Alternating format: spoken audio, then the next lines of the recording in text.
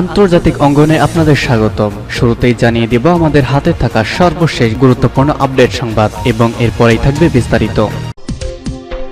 Israel ফিলিস্তিন পুরোদমে যুদ্ধ চলছে, আর এই যুদ্ধের সর্বশেষ আন্তর্জাতিক গুরুত্বপূর্ণ আপডেট সংবাদ জানিয়ে দিব।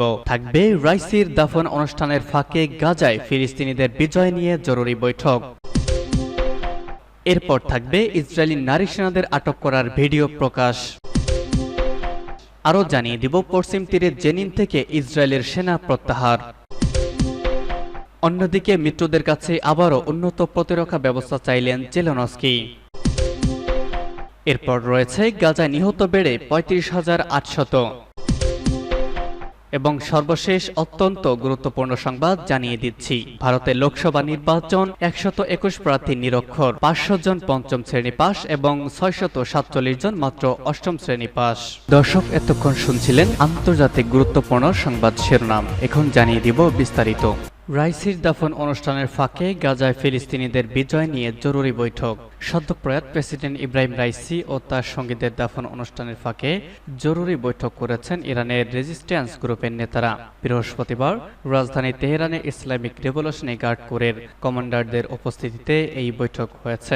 গণমাধ্যমের প্রতিবেদনে বলা হয়েছে, ওই মিটিংয়ে গাজার সর্বশেষ রাজনৈতিক, সামাজিক ও সামরিক পরিস্থিতি নিয়ে আলোচনা হয়েছে আল আকসা স্টর্ম অপারেশন নিয়ে।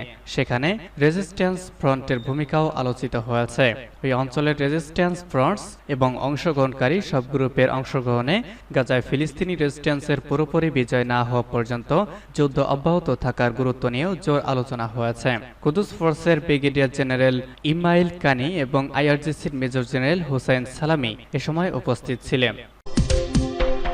ইসরায়েলি নারী সেনাদের আটক করার ভিডিও প্রকাশ। গত বছরের ৭ অক্টোবর ইসরায়েলে হামাসের হামলার সময় একটি সামরিক ঘাঁটি থেকে ৫ জন ইসরায়েলি নারী সেনাকে আটক করার ভিডিও ফুটেজ প্রকাশ করা হয়েছে। জিম্মি হিসেবে আটক এসব সেনা পরিবার অনুমতি দেওয়ার পর গতকাল ইসরায়েল একটি প্রচারণা দিল। দল এই ভিডিও প্রকাশ করেছে। ৩ মিনিটের ভিডিও ক্লিপটিতে দেখা গেছে নারী সেনারা মাটিতে বসে আছেন, কারো কারো মুখে রক্ত, তাদের হাত পেছনে শক্ত করে বাঁধা।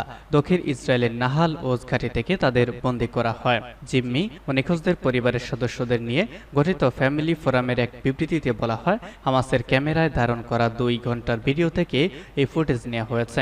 বিবৃতিতে আরও বলা হয়েছে, ভিডিওতে তাদের অপহরণের সময় হিংসাত্মক, অপমানজনক ও আতঙ্কজনক আচরণের বিষয়গুলো ফুটে উঠেছে।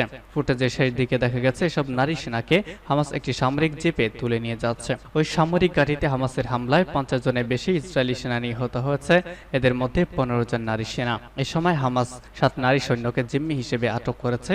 এদের মধ্যে একজনকে ইসরায়েলি সামরিক অভিযানের সময় ছেড়ে দেওয়া হয়, অপর একজনের লাশ উদ্ধার করে ইসরায়েলকে হস্তান্তর করা হয়। এদিকে হামাস বলেছে, ভিডিও ফুটেজে কারসাজি করা হয়েছে যাতে মিথ্যে অভিযোগ এবং প্রতিরোধের ভাবমূর্তিকে ক্ষুণ্ণ করা যায়।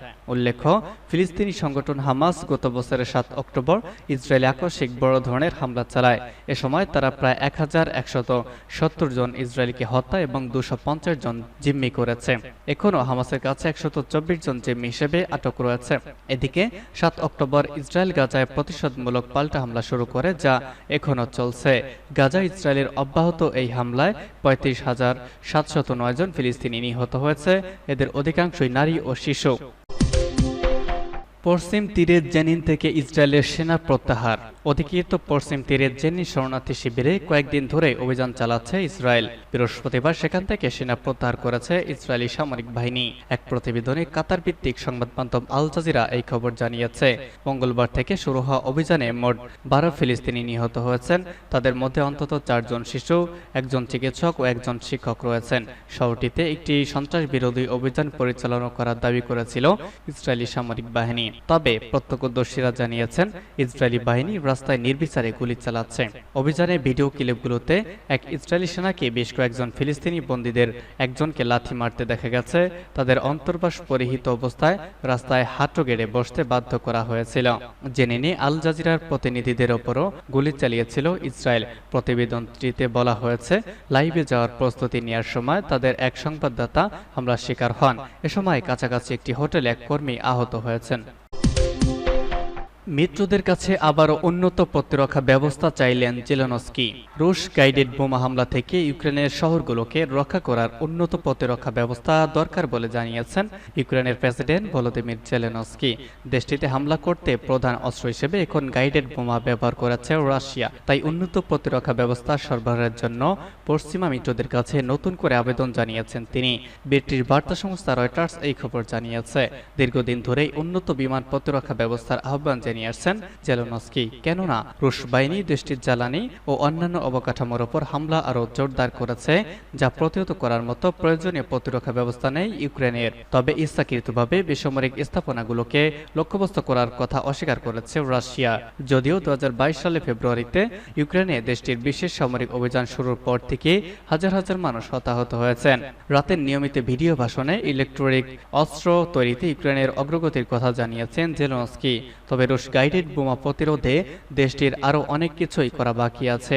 তিনি বলেছিলেন, প্রতিরক্ষা ব্যবস্থারও কোনো বিকল্প হতে পারে না। ইউক্রেনে এমন ব্যবস্থা এবং কৌশল দরকার যা এই গাইডেড বোমা থেকে আমাদের অবস্থান, আমাদের শহর এবং আমাদের সম্প্রদায়কে রক্ষা করবে।